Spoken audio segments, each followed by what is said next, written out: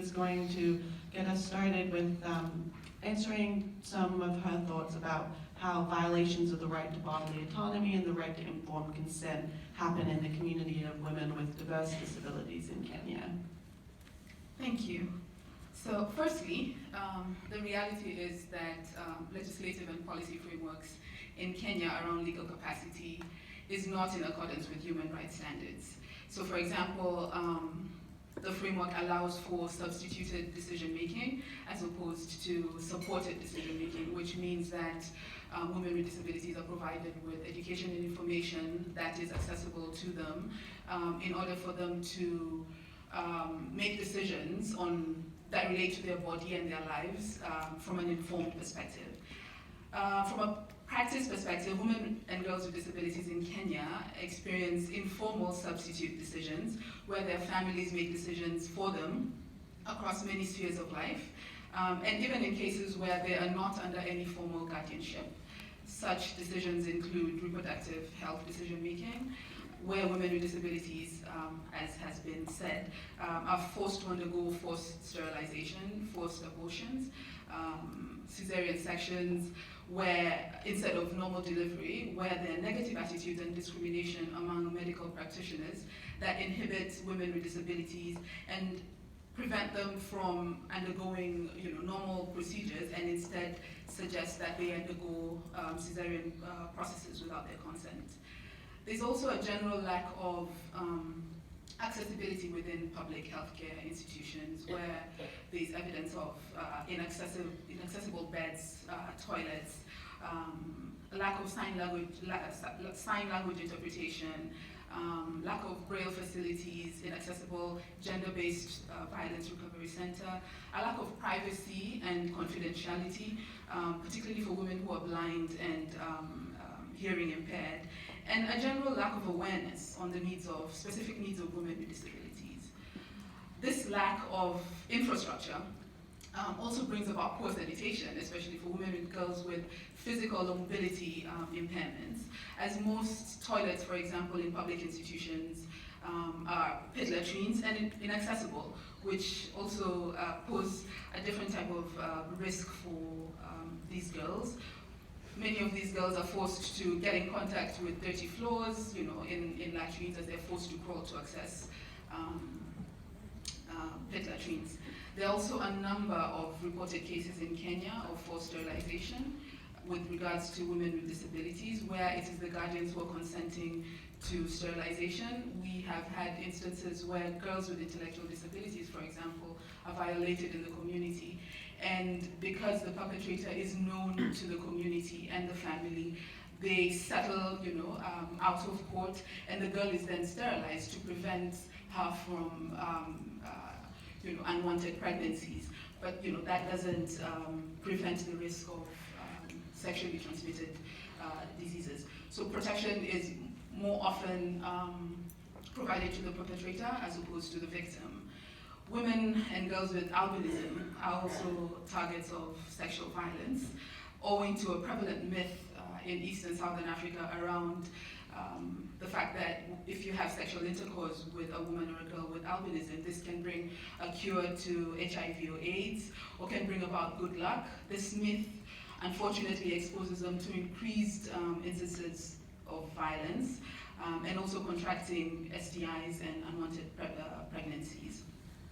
And this myth, unfortunately, has also increased the instances of rape and sexual assault to women and girls with albinism in Kenya, where at least 75% of the cases were murders for the goal of harvesting body parts. Women and girls with disabilities are particularly vulnerable in conflict and disaster situations where they are more affected by violence and more often falling victims to acts of violence beyond the public purview and with impunity. The reality in Kenya is that women and girls with disabilities experience sexual violence, with some being violated more than once. As I said, there's a general lack of capacity to sustain engagement in court processes, and also a lack of faith within the police and justice system. Great.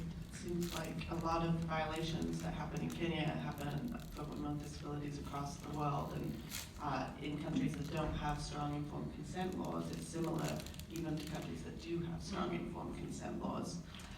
Could you speak a little more about how the discrimination that women with disabilities experience drives some of these violations, and the lack of safeguards often means that these violations are legal and sometimes also encouraged?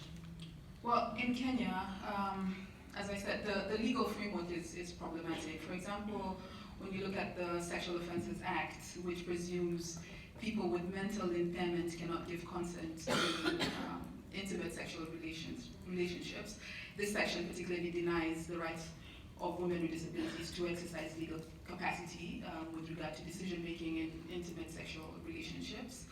And while it applies to both men and women, culturally, women with disabilities are more disproportionately affected. And also there's a general misconception that women with disabilities are asexual. The Reproductive Health Bill in Kenya, which has a very strong definition of informed consent, and ensures that women can make decisions to undergo reproductive health procedures. But within that same law, there's a section around abortion which still allows for parents or guardians to consent for mentally unstable persons, which includes women with intellectual or psychosocial disabilities, to undergo forced abortions. So it's quite problematic. And also the Marriage Act, which presumes any person with a mental disorder or mental disability, whether temporary or permanent, cannot consent to marriage.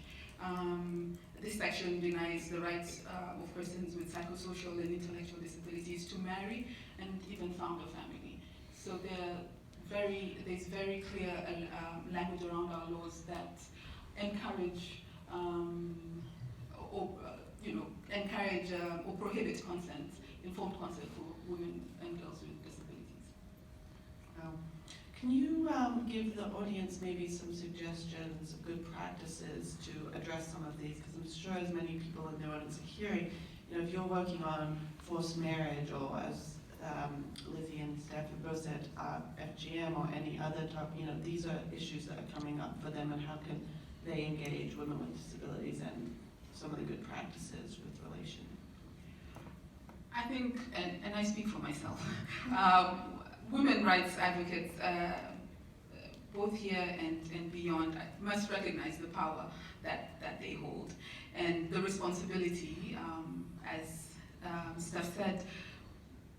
Our connectedness is important to pay attention to. Women with disabilities we are your allies, and we welcome these partnerships. And this battle for gender equality cannot happen in silos. However, for these partnerships to be sustained, they must be meaningful and respectful, and must prioritize relationship building. Unfortunately, women with disabilities have been invisible within the women's rights movement, within the disability movement, and the feminist movement. And it is not only important to make space for representation and participation, but also to invest in capacity building, recognizing that for the past 30 years, where investments and visibility has been created for women's rights movement, the same has not happened for women with disabilities. So there is need to increase investments in this area, which has been under-resourced and left behind by exclusive frameworks. In terms of some best practices, I think for us at Disability, we are using business principles to advance the rights of women and girls with disabilities. And we're focusing on advertising and marketing to develop good practices. For example, we're harnessing technology to collect data of women with disabilities. We segment this data and use it to design SRHR products and services that respond to the needs of the women with disabilities that we work with. And we prioritize, the 4 Ps of marketing. For example, when you look at price, it must be reasonably affordable to low-income groups. From a product perspective, it must prioritize the unique needs of women with disabilities. It must be physically accessible, including availability in rural areas. And promotion must be information that is disseminated in accessible formats. We also use media to dispel the myths around asexuality, which is commonplace, as I said, amongst women with disabilities. We see media as an important platform to address negative attitudes and perceptions around disability and use it to create an opportunity for increased public awareness on disability rights and inclusion. Thank you. Okay, thank you.